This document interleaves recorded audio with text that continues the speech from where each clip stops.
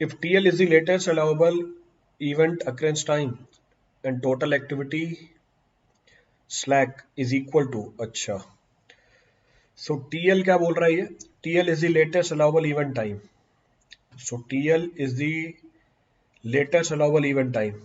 ठीक है, latest allowable event time है. और टोटल एक्टिविटी क्या है हमारी? Total activity slack S. ठीक है, पहली बात तो स्लैक तो हमारे इवेंट का होता है, एक्टिविटी का नहीं होता. Slack is of event, not of activity. इसमें बोला है slack of an activity, total activity slack. तो ये स्लैक किसकी निकल के आती है? इवेंट की निकल के आती है. तो ये मैंने आपको अलग से जानकारी दे दी, पर सवाल को सवाल की तरह ही करना है. तो स्लैक की बात कर रहा है. ठीक है भैया, स्लैक क्या होता है? Slack, slack is the time by which occurrence of an event can be delayed. Slack वो टाइम है जिससे आप इवेंट के अक्रेंस को डिले कर सकते हो इस तरीके से कि प्रोजेक्ट में डिले नहीं आए. किसके बराबर है? Difference of latest allowable occurrence time and earliest expected time. इसको और भी तरीके से निकाल सकते हैं. It can also be computed. So it is equal to TL minus TE. ठीक है, TL माइनस TE. इसको एक्टिविटी टाइम से रिलेट करूं तो हम बोल सकते हैं it is latest start time minus early start time. It is also equal to latest finish time minus early finish time. तो जैसे मर्जी एनालाइज कर लो. Latest finish time is equal to what? TL minus early finish time. तो ये सारी बातें सही हो गई. All these are correct. तो जितनी भी बातें सारी मेंशन है. तो slack is associated with the event. Activity के साथ फ्लोट लिंक्ड होता है. Float is linked with the activity. तो all the statements are correct. सारे के सारे स्टेटमेंट सही है.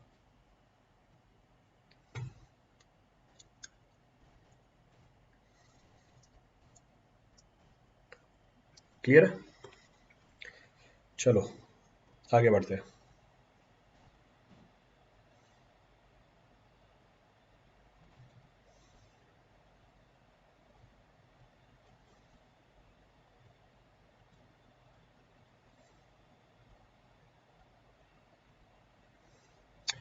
For the supply of the materials of concrete, formwork, reinforcing and placing of concrete, removal of work and curing of concrete, the number of bars, sorry, page change हो गया. The number of bars required on the bar chart. तो number of bars क्या होते हैं? Number of activities. कितनी activity involved है? How many activities are involved? तो जितनी एक्टिविटी है उतने बार लग जाएंगे. तो जितनी एक्टिविटी है उतने बार चार्ट लग जाएंगे. How many activities are there? So there are 4 activities. Each activity signify each bar. So for the supply of the material for concrete, formwork reinforcing, placing of concrete. So formwork reinforcing, placing of concrete, removal of work, curing of concrete. 4 activity है, 4 हमारे bar chart. So 4 bar will be there in bar chart. 4 बार होंगे हमारे bar chart के अंदर. There will be 4 bars in the bar chart.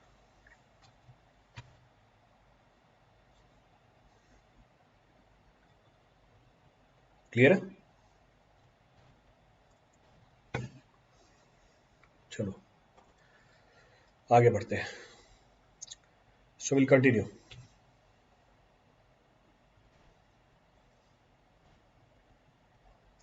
Continue करते हैं. Carbonisation of the coal consist of. So carbonisation of the coal consist of drying होगा ये. तो drying and crushing the coal to a fine powder, molding the finely grounded coal under pressure with or without binding material, heating the wood with a limited supply of air to temperature not less than 280 degree Celsius. बोल रहा है carbonisation क्या होती है? Carbonisation of the coal is a term given to the process of heating the coal in the absence of air, means absence of oxygen.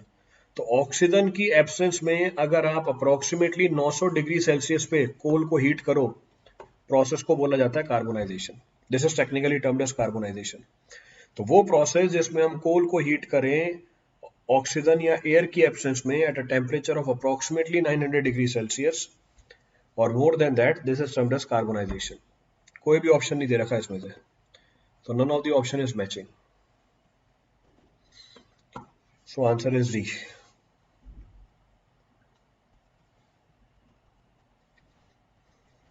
Clear है?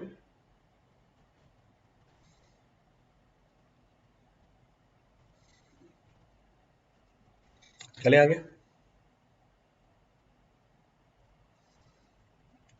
चलो आगे बढ़ते हैं, कंटिन्यू। सो नेक्स्ट प्रॉब्लम,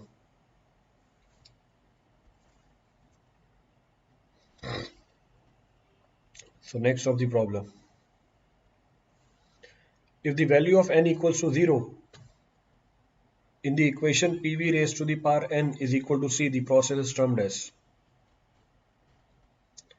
ठीक है, तो pv raised to the power n is constant, so pv raised to the power 0 is constant, so p is constant। तो वो प्रोसेस जिसमें हमारा प्रेशर कांस्टेंट हो, क्या बोलते हैं इसे? This process is termed as what?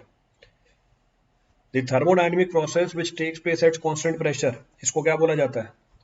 इसको बोला जाता है isobaric pressure. So isobaric process, तो आइसोबैरिक प्रोसेस, तो कांस्टेंट प्रेशर पे चल रहा है तो आइसोबैरिक। तो इसमें तो सवाल में दे रखा directly constant pressure process. Clear है? कांस्टेंट टेम्परेचर होता है एडियाबैटिक हो जाता, सॉरी आइसोथर्मल हो जाता। तो कांस्टेंट टेम्परेचर आइसोथर्मल, कोई एक्सचेंज नहीं हीट होती तो एडियाबैटिक प्रोसेस हो जाता। कांस्टेंट वॉल्यूम होता तो आइसोकोरिक प्रोसेस हो जाता। If constant volume then isochoric process. तो सारे अलग अलग बता दिया आपको। तो constant pressure isobaric, constant volume isochoric, constant temperature isothermal, no heat of exchange, it is termed as adiabatic process. भाई बता तो दिए, सुनो ना, शांति से बैठ के सुनो, सारे खुद ही बता देता हूँ। Instead of typing keep on listening, खुद ही सब कुछ बता दूंगा, जितना सोचोगे नहीं उतना भी बता दूंगा।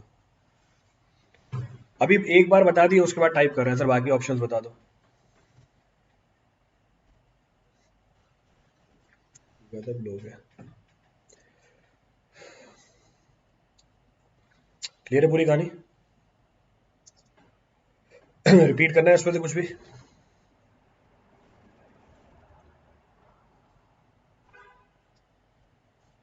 Any of the step to be referred on this for anyone? कोई सा भी स्टेप रिपीट करना हो उसमें से किसी के लिए? चले आगे, चलो आगे बढ़ते हैं। The behaviour of the perfect gas, b किसके लिए होगा प्लीज? बी किसके लिए? एडियाबैटिक बताया ना, नो एक्सचेंज ऑफ हीट, जिसमें हीट का एक्सचेंज नहीं होता। या तो आवाज नहीं आती या एक बार में सुनते नहीं हो। 2 बार तो रिपीट किया भी मैंने, 2 times I have repeated it. Her process को 2 बार रिपीट किया है, फिर बोल रहा है एडियाबैटिक किस लिए होता है। Next point of reference,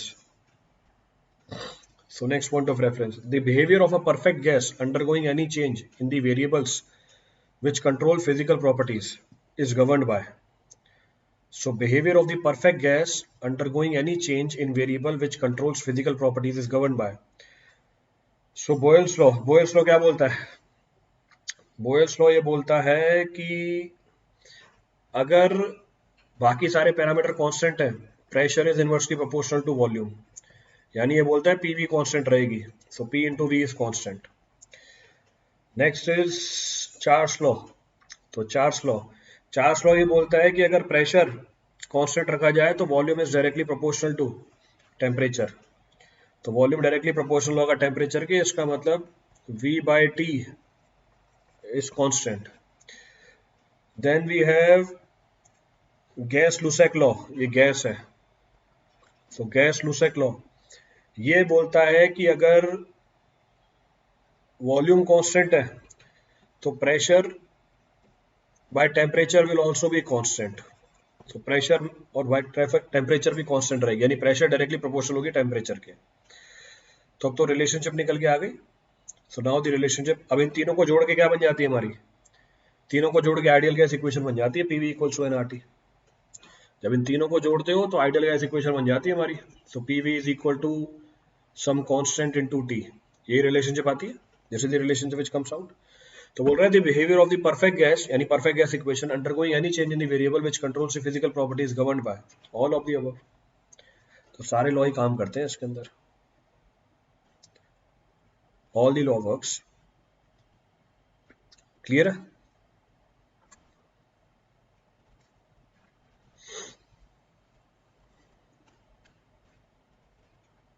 repeat करना है इस पर कुछ भी? Any of the point to be referred from this? चलो आगे बढ़ते हैं। चलो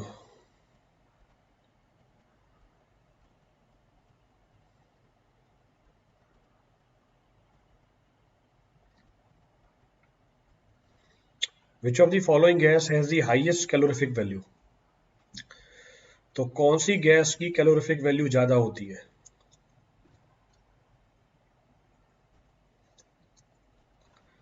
तो कौन सी गैस की कैलोरीफिक वैल्यू ज्यादा होती है? Coal gas, producer gas, Mond gas, blast furnace gas. So which has the highest calorific value?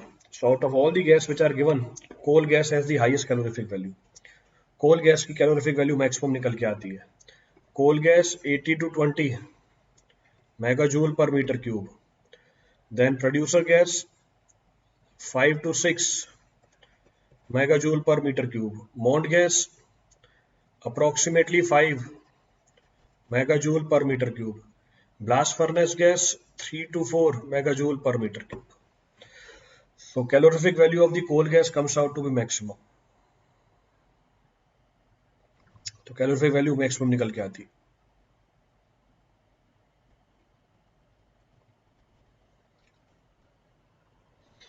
Clear है?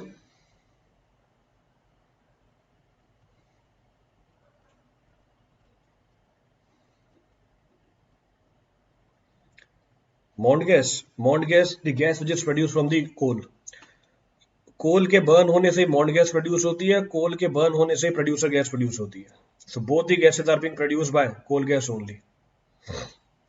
तो दोनों की दोनों गैस कोल गैस के ही प्रोड्यूस होती है। तो कोल को बर्न करने के बाद प्रोड्यूसर गैस बनती है, कोल को बर्न करने के बाद मॉन्ड गैस बनती है।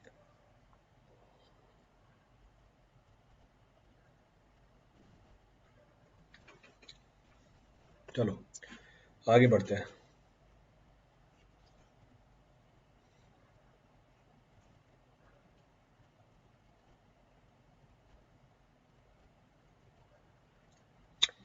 The work ratio of the gas turbine plant is given by. The work ratio of the gas turbine plant is given by. Work ratio पूछ रहा है। So work ratio is defined as what? कितना output मिला और कितना input है, तो आ गया। So net work output to the work done by the turbine. तो कितना वर्क आउटपुट है और कितना वर्क किया टरबाइन ने। So this is termed as work gas ratio. So work ratio of the gas turbine is given by the net work output to the work done by the turbine. कितना output है और कितना input है, उसको हम बोलते हैं work ratio. That is technically termed as work ratio. ये हमारे मशीन्स का सवाल आ गया। This problem is of machines.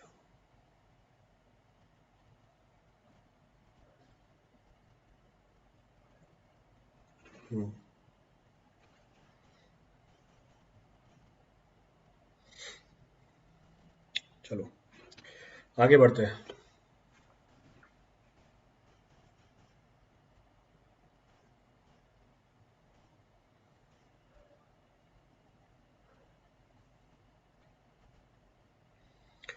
Which statement, ये तो आरसी सर्किट है, अपना सवाल थोड़ी है ये। इलेक्ट्रिकल के सवाल आ गए ये तो। इसमें इलेक्ट्रिकल भी आती है क्या? बाकी इंजीनियरिंग भी आ जाती है इसके अंदर। ट्रांसफॉर्मर, इम्पीडेंस रेशियो, बाकी इंजीनियरिंग भी आ जाती है।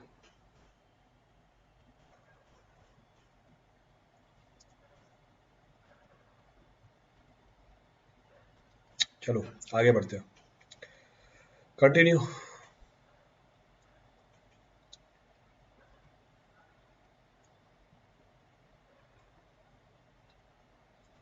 चलिए आगे बढ़ते हैं। The type of bond in brick masonry in which each course consists of alternate header and stretcher. So type of bond in brick masonry in which each course consists of alternate header and stretcher. हर course में header और stretcher है। हर course में header और stretcher है, इसको क्या बोलते हैं? Flemish bond. So it is termed as what? Flemish bond. Alternate courses होंगे हेडर और स्ट्रेचर के, तो वो इंग्लिश बॉन्ड होगा। Then it will be termed as English bond. तो उसको इंग्लिश बॉन्ड बोला जाता है। 77। चलो आगे बढ़ते हैं, आगे बढ़ते हैं।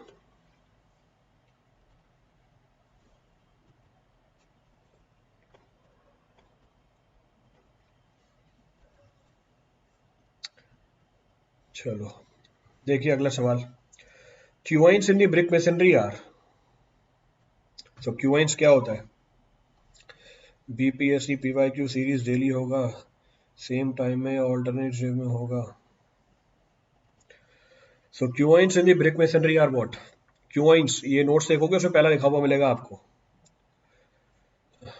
उसमें डायरेक्टली मेंशन किया हुआ होगा क्यूआइंस क्या होते हैं। सो क्यूआइंस आर व्हाट? वो ब्रिक्स जो क्यूआइन एंगल बनाती हैं। और क्यूआइन क्या होता है? आउटर और exterior angle on the face side of the wall. तो जो कॉर्नर एंगल बनाती हैं ब्रिक्स, उन्हें क्यूआइन ब्रिक्स बोला जाता है। So these are termed as quoin bricks. तो ये 3 डायमेंशन बना के दिखाई है मैंने आपको। तो जो ब्रिक्स कॉर्नर पे लगी होती हैं उनको क्यूआइन ब्रिक्स बोला जाता है। तो these bricks are termed as quoin bricks. तो जो ब्रिक्स कॉर्नर पे लगी हुई होती है उन्हें क्यूआइन ब्रिक्स बोला जाता है। क्या बनाती है? ये क्यूआइन एंगल बनाती हैं। These bricks leads to the formation of quoin angle.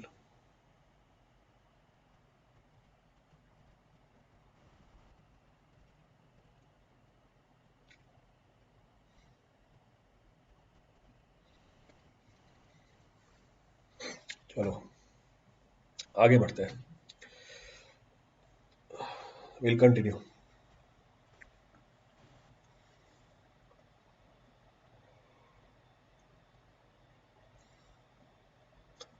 If R is the rise and G is the going of the stair, the empirical formula used to fix rise and going is 2R plus G.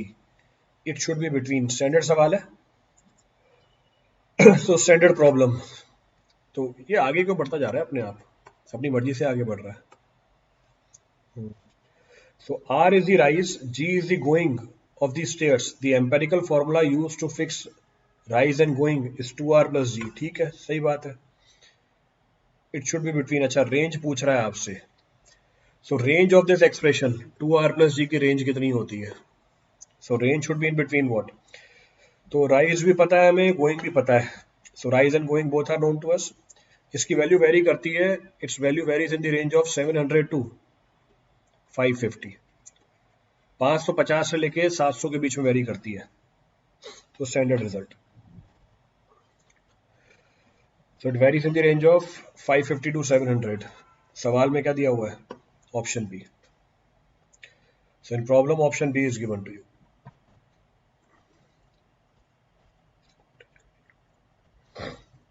Clear? हाँ, मैंने extreme ले लिया है। I have taken extreme.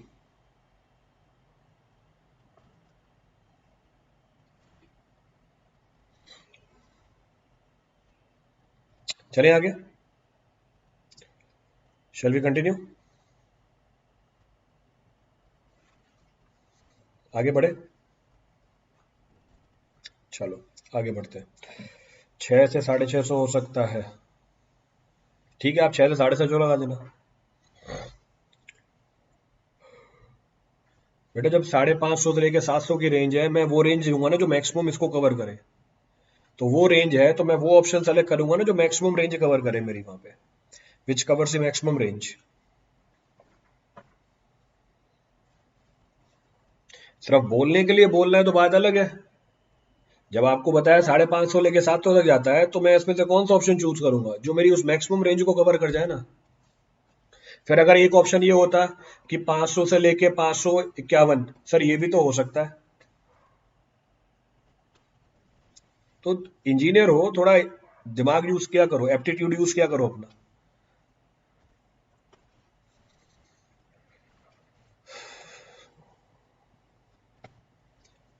चलो आगे बढ़ते हैं। Maximum size maximum size of coarse aggregate used as base core in the ground floor is। So maximum size of quartz aggregate used as a base course in ground floor is।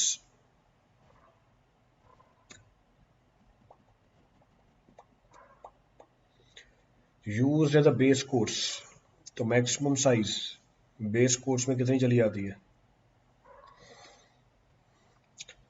So maximum size of coarse aggregate use as a base course in ground floor. चलो फिर से देखो, mentioned नहीं है, again mentioned नहीं है कि भैया ग्राउंड फ्लोर किससे बना रहे हो, अगेन नॉट मेंशन्ड क्लियरली कि ग्राउंड फ्लोर किससे बनाया जा रहा है। अगर आरसीसी की बात करेंगे, if will talk about RCC, RCC के अंदर जो एग्रीगेट यूज होती है 20 mm की चलती है। So in RCC the aggregate which is use is of 20 mm, तो फर्स्ट पॉइंट ऑफ रेफरेंस। दूसरा, अगर पेमेंट की बात करोगे, क्योंकि सवाल पेमेंट का है, पेमेंट की बात करोगे, it may go up to 40 mm also. Pavement के अंदर maximum size of the coarse aggregate may go up to 40 mm। तो वो डिपेंड कर जाएगा कि आप कहां पर इस एग्रीगेट को यूज कर रहे हो या कहां पर इस कॉन्क्रीट को यूज कर रहे हो, where you are using this concrete. तो आरसीसी में maximum nominal size of the aggregate use generally is 20 mm, वहां पर भी 40 होती है, और पेमेंट्स के अंदर मैक्सिमम 40 mm तक भी यूज कर सकते हैं, we can go for 40 mm also. तो दोनों ही चीजें चल रही है, तो दोनों का आपको एक्सप्लेनेशन दे दिया है। अच्छा, और मैक्सिमम कहां तक जा सकती है? The maximum value in general 80 mm तक। The maximum value in general कहां तक जा सकती है? 80 mm तक। So maximum we may go up to 80 mm। Clear? चलो सर, यूनिट मिनट में दिया है, तो बताओ क्या करूं? अभी बताया इंजीनियर हो, थोड़ी कॉमन सेंस लगाया करो। तो आपका इंटरेस्ट यूनिट जानने में है कि आपका इंटरेस्ट जो मैंने इससे पहले 5 मिनट बकवास करी उसमें था? किस चीज में इंटरेस्ट था? इंटरेस्ट यूनिट में था, मिनट है, कि इससे पहले जो एक्सप्लेनेशन दिया उसके अंदर इंटरेस्ट था? उसमें इंटरेस्ट नहीं है सर, यूनिट मिनट में है।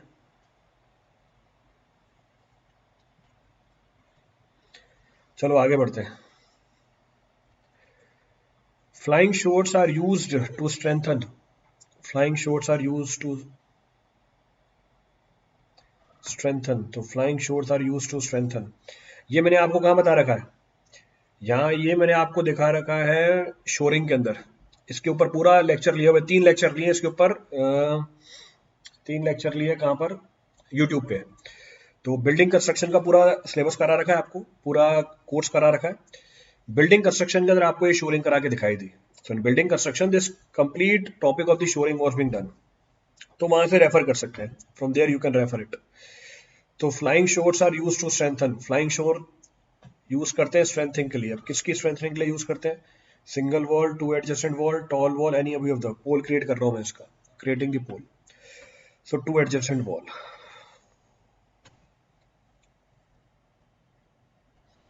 तो भैया मैंने ऑप्शन तो बताया नहीं थे, मैंने तो आपको पूरा कंसेप्ट बताया था कि भैया आरसीसी में 20 mm यूज होता है, पेमेंट में 40 mm यूज होता है, मैक्सिमम 80 mm तक जाता है। मैंने तो ये बात समझाई थी, मैंने तो ऑप्शन भी नहीं देखे थे वहां पे। तो किसी और सवाल का हो नहीं हो, मिनट में है, मीटर पर सेकंड में है, क्या फर्क पड़ता है इससे? How it matters. तो flying shores are use to strengthen to adjacent wall, तो दो एडजेसेंट वॉल की स्ट्रेंथनिंग के लिए कैसे यूज किया जाता है? फ्लाइंग शोर्स को यूज किया जाता है। तो दो पैरेलल वॉल होती है, उनके बीच में फ्लाइंग शोर लगाए जाते हैं।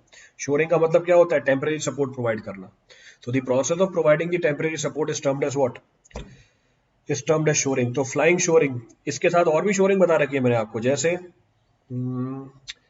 फ्लाइंग शोरिंग के साथ बता रखी है मैंने आपको रेकिंग शोर, एक रोकिंग शोर बता रखा है मैंने आपको, और एक आपको बता रखा है डेड शोर। वन इज रेकिंग शोर, द अदर इज फ्लाइंग शोर, द अदर इज डेड शोर, तीनों में है। क्लियर? चलो, तो अभी तो फ्लाइंग शोर की बात करी थी।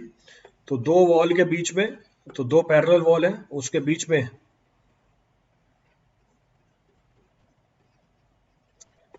जो टेम्परेरी सपोर्ट दिया जाता है उसको स्ट्रेंथन करने के लिए, उसे फ्लाइंग शोर बोला जाता है, that is termed as flying शोर।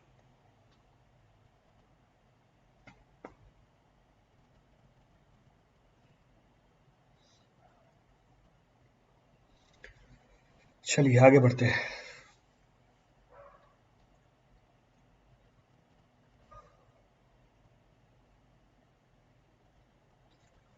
When large openings are to be made in the existing wall, the type of temporary work used. So when the large openings are to be made in the existing wall, the type of temporary work used. Temporary work जो हम use करते हैं उसे क्या बोला जाता है? ठीक है, ये भी बता रखा। This is also being discuss. So let suppose आपको वॉल के नीचे, जनरली वॉल के नीचे क्या होता है, सॉइल के कांटेक्ट में होती है, it is in contact with the soil. तो सल्फर का अटैक होता है, वॉल्यूम चेंजेस होते हैं, नीचे क्रैक डेवलप हो जाते हैं, सो क्रैक्स आर डेवलप्ड. तो जनरली नीचे वाली जो ब्रिक्स होती हैं उनमें क्रैकिंग आ जाती है. अब नीचे वाली ब्रिक्स को हटा के हम दोबारा रिप्लेस करते हैं इसको, वी अगेन रिप्लेस इट. तो उसमें क्या ओपनिंग बनाई जाती है, तो वॉल के अंदर ओपनिंग बनाई, नीचे वाली आपने ब्रिक्स हटा दी और वॉल के अंदर ओपनिंग बनाई. ऊपर वाली ब्रिक्स को सपोर्ट करने के लिए जो हम स्ट्रक्चर बनाते हैं, टेम्परेरी वर्क यूज करते हैं, उसे डेड शोर बोला जाता है. That is termed as dead shoring. तो डेड शोरिंग वो प्रोसेस है जिसमें हम लार्ज ओपनिंग बनाते हैं एग्जिस्टिंग वॉल के अंदर, उसको सपोर्ट करने के लिए, ताकि उसमें हम कोई सा भी काम कर पाए. अंडरपिनिंग क्या होती है? अंडरपिनिंग होती है किसी एग्जिस्टिंग फाउंडेशन को स्ट्रेंथन करना. Underpinning is the process of strengthening the existing foundation. तो एग्जिस्टिंग फाउंडेशन की स्ट्रेंथ कम हो गई है, उसको स्ट्रेंथन करने के लिए हम क्या करते हैं? अंडरपिनिंग करते हैं.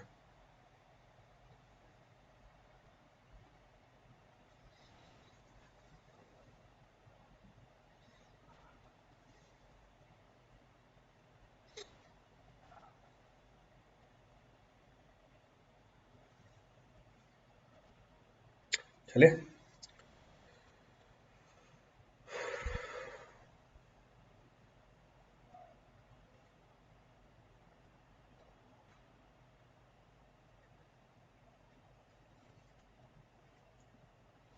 Water requirement per day per head in the hospital.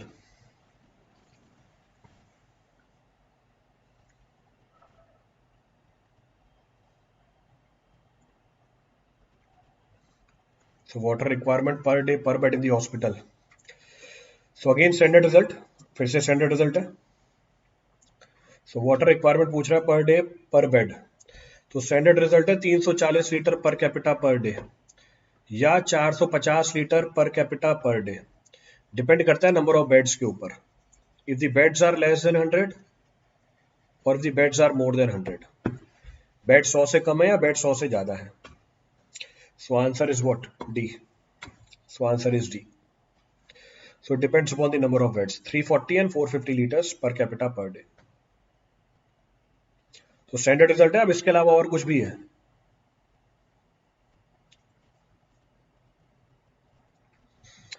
क्या बोल रहा है ये? हमारे भोपाल में ऐसा ही एक वर्क हो रहा है 3 लाख रुपए में, उसमें पानी भर जाता है. घर में तो उसको 3 फुट ऊपर कर रहे हैं. अच्छा ठीक है, उसको ऊपर कर रहे हैं.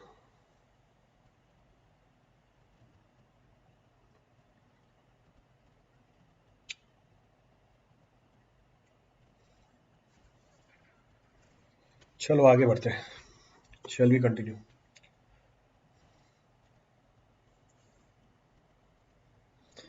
Which one of the following is not a type of trap used in plumbing?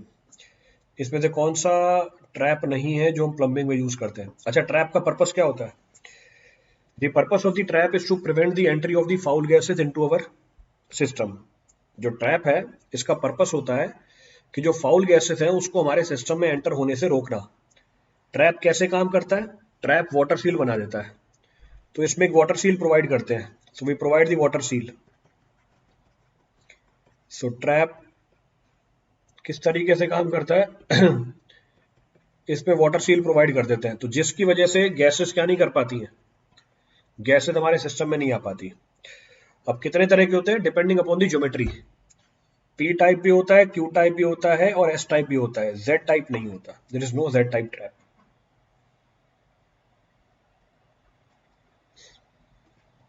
Clear है? चले आगे.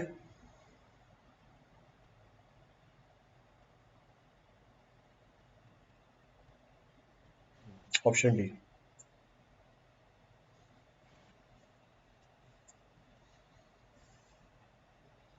चले आगे. Shall we continue? चलो. The cement of the dry sand, the cement to the dry sand proportion recommended for plastering of concrete surface. Plastering of concrete surface. अच्छा, concrete surface की plastering, cement motor की बात कर रहा है, he is talking about cement motor. Concrete surface की plastering करनी है सीमेंट मोटार, कंक्रीट सरफेस की plastering. First point of reference, ध्यान रखना ब्रिक मेसनरी में प्लास्टरिंग नहीं हो रही है, किसके ऊपर प्लास्टरिंग हो रही है? Plastering is not done on masonry, masonry work, plastering हो रही है कंक्रीट सरफेस के ऊपर, तो इस चीज का ध्यान रखना, टेक प्रॉपर केयर। अब अगर एग्जैक्ट आंसर बताऊं, if I talk about the exact answer, 1:4 use होती है। So if we talk about the exact result, so mortar which is being used for plastering over the concrete walls should have the proportion of 1:4, 1:4 का proportion होना चाहिए। अब इसको reduce करके आप 1:3 कर सकते हो, डिपेंडिंग अपॉन की कंक्रीट कैसी है, डिपेंडिंग अपॉन कंक्रीट कैसी है। अब ये एम्बिग्विटी प्रॉब्लम में है ही नहीं, क्योंकि सवाल में उसने ऑप्शन ही क्या दे रखा है आपको, 1:3 का दे रखा है, 1:4 का ऑप्शन नहीं है। 1:4 का ऑप्शन होता तो हम सोचते, then we used to think, पर क्योंकि नहीं दे रखा है, will be going for what, 1:3।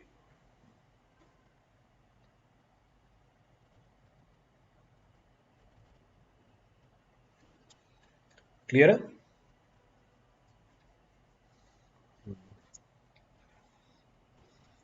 चलो आगे बढ़ते हैं।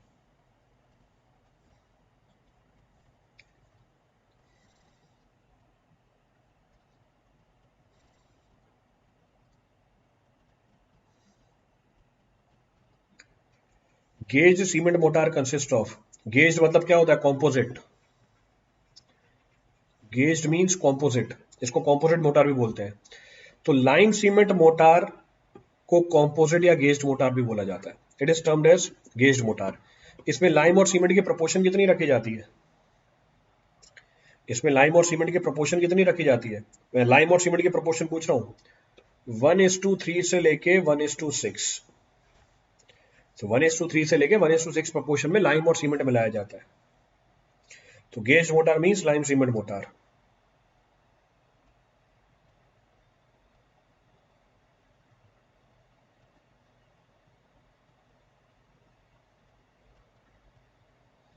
चले, चलो आगे बढ़ते हैं।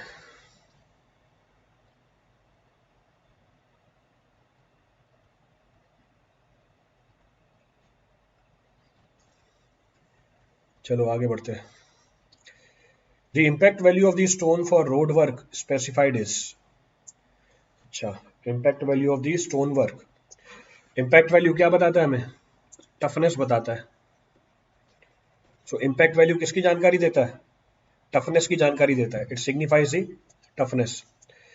तो बोल रहा है कि अलग अलग लेयर के लिए जो एग्रीगेट इम्पैक्ट वैल्यू है उसकी रेंज क्या होनी चाहिए। सो फर्स्ट वेयरिंग कोट 30%, ठीक है। बिटुमिनस मैकेडम 35%, ठीक है। देन वाटर बाउंड मैकेडम 40%, ठीक है। तो अभी तो आंसर सारा आ गया। और एक और कर सकते हो, एक और कर सकते हो, cement concrete base course, cement concrete base course के लिए 45% होती है। For cement concrete base course it is 45%। तो सारे स्टैंडर्ड रिजल्ट हैं, ध्यान रखने हैं आपको।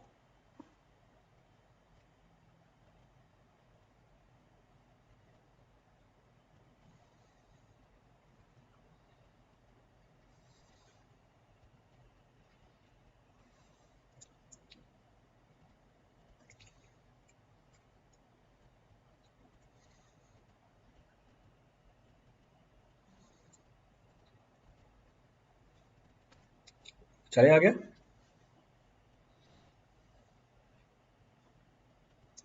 शैल वी कंटिन्यू। चलो आगे बढ़ते हैं।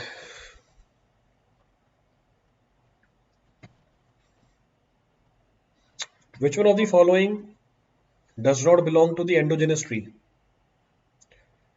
So which one of the following does not belong to the endogenous tree? अच्छा, एंडोजेनस ट्री वो ट्री होता है जिसकी ग्रोथ होती है इनवर्ट डायरेक्शन में, growth of which takes place in inward direction. तो एंडोजेनस ट्री वो ट्री होते हैं जिनकी ग्रोथ होती है इनवर्ट डायरेक्शन में। So growth of which takes place in inward direction, this is known as endogenous tree. वो ट्री जिनकी ग्रोथ होती है आउटवर्ड डायरेक्शन में, इसको बोलते हैं एक्सोजेनस ट्रीज।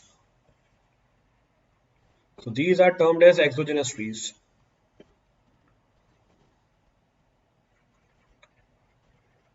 तो ये हमारे एक्सोजेनस ट्रीज हैं। तो अगर एंडोजेनस ट्रीज की बात करेंगे तो केन है, बैम्बू है, कोकोनट है। Teak is exogenous trees. Teak हमारा एक्सोजेनस ट्रीज है। तो कौन सा एंडोजेनस ट्री नहीं है? टीक एंडोजेनस ट्री नहीं है हमारा। Teak is not an endogenous tree.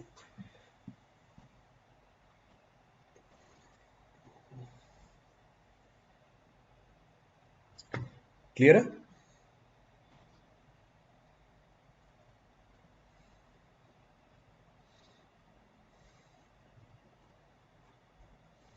चले आगे।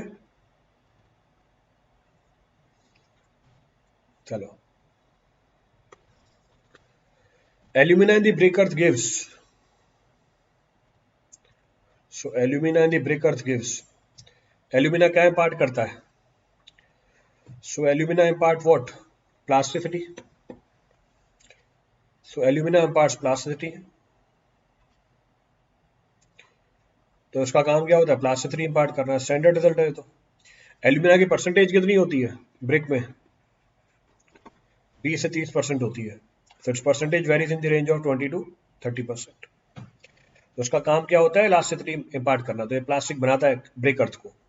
It makes the brick earth plastic, ताकि आप रिक्वायर्ड शेप और साइज में उसको क्या कर पाओ, so that you are able to mould it into required shape and size. ठीक है। 2030। तो सफिशिएंट आज के लिए। दूसरी क्लास है, I am having my second class. बाकी कल करते हैं फिर। सफिशिएंट सवाल कर लिया आज, 30 सवाल कर लिए। चलिए, बिग ब्रदर, मैंने आपके सॉइल के लेक्चर देखे। आई थिंक इतना बेटर तो मेरे आईआईटी दिल्ली के प्रोफेसर भी नहीं पढ़ा है। अच्छा, ठीक है स्मॉल ब्रदर, धन्यवाद। चलो, तो अभी अगली क्लास आपकी आरसीसी की है। Thank you everyone, thank you all.